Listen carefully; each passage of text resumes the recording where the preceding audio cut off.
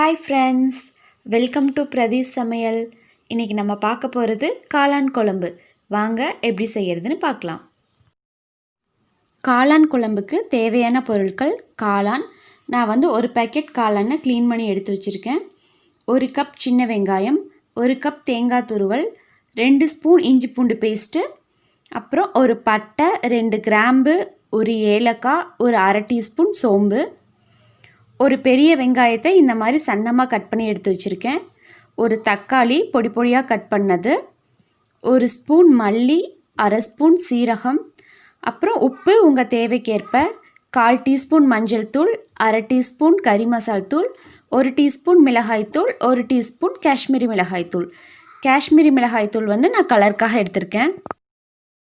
இப்போது பேன் சூடானதும் அதில் 2 ஸ்பூன் எண்ணெய் சேர்த்துடலாம். எண்ணெய் சூடானதும் நம்ம வாசத்துக்காக வச்சுருக்க பட்டை, கிராம்பு, ஏலக்காய், சோம்பு இதெல்லாம் எண்ணெயில் சேர்த்துடலாம். சோம்பு நல்லா எண்ணெயில் பொரியட்டும், அப்போ தான் அதோடய வாசம் ரொம்ப நல்லாயிருக்கும். சோம்பு பொரிஞ்சதுக்கப்புறம் நம்ம கட் பண்ணி வச்சுருக்க பெரிய வெங்காயத்தை சேர்த்துடலாம். பெரிய வெங்காயம் நல்லா எண்ணெயில் வதங்கட்டும். வெங்காயம் நல்லா வதங்கட்டும். லைட்டாக அதோட கலர் சேஞ்ச் ஆனதுக்கப்புறம் நம்ம இஞ்சி பூண்டு பேஸ்ட்டு சேர்த்துடலாம்.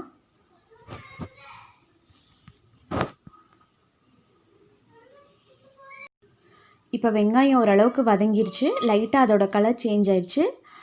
நம்ம வச்சுருக்க இஞ்சி பூண்டு பேஸ்ட்டு சேர்த்துடலாம். நான் 2 ஸ்பூன் இஞ்சி பூண்டு பேஸ்ட் எடுத்திருக்கேன். உங்களுக்கு இஞ்சி பூண்டோட ஸ்மெல் பிடிக்காது அப்படின்னா நீங்கள் 1 ஸ்பூன் மட்டும் எடுத்துக்கோங்க.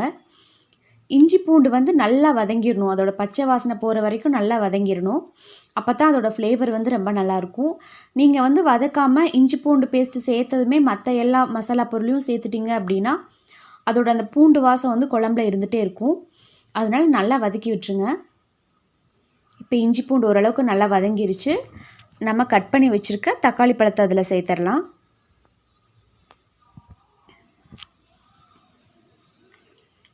தக்காளி நல்லா வதங்கட்டும். வெங்காயம் தக்காளியும் சேர்ந்து லைட்டாக அந்த கிரேவி மாதிரி வரட்டும்.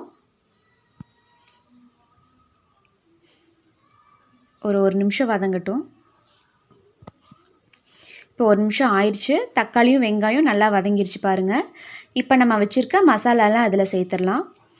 உப்பு மிளகாய் தூள் உங்கள் தேவைக்கேற்ப நீங்கள் போட்டுக்கோங்க. மசாலாவோட பச்சை வாசனைலாம் போகிற வரைக்கும் நல்லா வதக்கி விட்டுருங்க.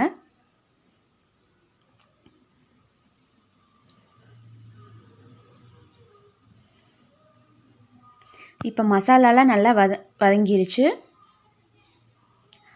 நம்ம வச்சுருக்க காளானை அதில் சேர்த்துடலாம். நான் 1 பேக்கெட் காளான் எடுத்திருக்கேன். நீங்கள் வேணும்னா முழுசாக அப்படியே சேர்த்துக்கலாம். நான் பெருசாக இருக்கிறதெல்லாம் கட் பண்ணி சேர்த்துருக்கேன். மசாலா காளானில் எல்லா சைடும் பர மாதிரி நல்லா கலக்கி விட்டுருங்க.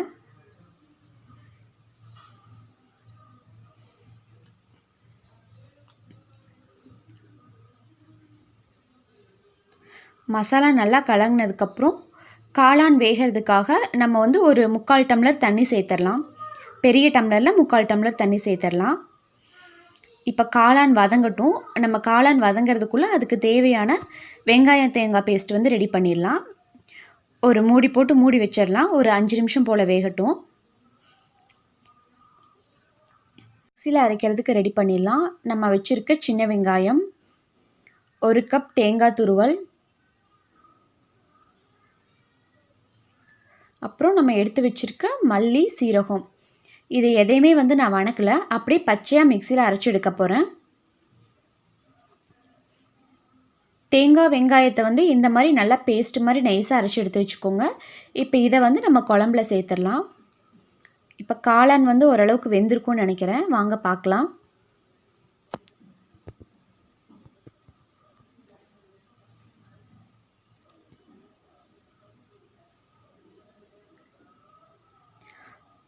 காளான் ஓரளவுக்கு நல்லா வெந்திருக்கு. இப்போ நம்ம அரைச்சி வச்சுருக்க பேஸ்ட்டு இதில் சேர்த்துடலாம்.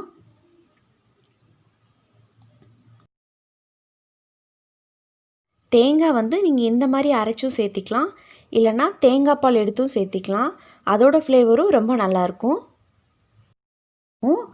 குழம்பு வந்து கொஞ்சம் கெட்டியாக வேணும், நிறையா வேணும் அப்படின்னா இந்த மாதிரி அரைச்சி சேர்த்துருங்க.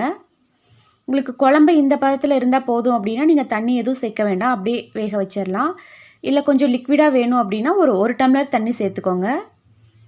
தண்ணி சேர்த்துட்டு உப்பு காரம்லாம் கரெக்டாக இருக்கான்னு பார்த்துக்கோங்க. இது ஒரு 5 நிமிஷம் வேகட்டும். நிமிஷம் ஆயிடுச்சு. காளான் நல்லா வெந்திருக்கும். பாருங்கள், எண்ணெய்லாம் நல்லா பிரிஞ்சு வந்திருக்கு மேலே. காளானும் நல்லா வெந்துருச்சு. உங்களுக்கு கிரேவி மாதிரி வேணும் அப்படின்னா ஒரு 2 நிமிஷம் விட்டிங்கன்னா கிரேவி மாதிரி ஆயிரும். இல்லை இந்த மாதிரி குழம்பா போதும் அப்படின்னா இப்போ நம்ம வந்து ஸ்டவ்வை ஆஃப் பண்ணிடலாம். வாங்க சர்வ் பண்ணிடலாம். ரொம்ப சுவையான காளான் குழம்பு ரெடி. இது டேஸ்ட் ரொம்ப நல்லாயிருக்கும், உங்களுக்கும் ரொம்ப பிடிக்கும். இது வந்து இட்லி, தோசை, சாதம் எல்லாத்துக்குமே நம்ம யூஸ் பண்ணிக்கலாம். மறக்காமல் ட்ரை பண்ணி பாருங்கள். உங்களுக்கு பிடிச்சிருந்துச்சுன்னா லைக் பண்ணுங்கள், ஷேர் பண்ணுங்கள், சப்ஸ்கிரைப் பண்ணுங்கள். தேங்க்யூ.